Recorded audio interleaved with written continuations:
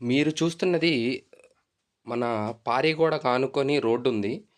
ఇల్లు గూడా చాలా ఆనిచ్చి దగ్గరకి కట్టారు. మన డ్రైనేజ్ పైప్‌లైన్‌లు ఎయటానికి అసల స్పేసే లేదు. నేను ఇలా సెట్ చేశాను. పారిగోడ మీద నీట్‌గా వాటలయి యేసుకొని పైపులు సెట్ చేశాను. కింద 3 అంగుళాలు కంకరలాగేసి పైప్‌లైన్‌లన్నీ స్ట్రెయిట్‌గా వేసేసాము. నీట్‌గా దారానికి సెట్ చేశాము. ఈ 45ల కాడ చాంబర్లు కడతాము.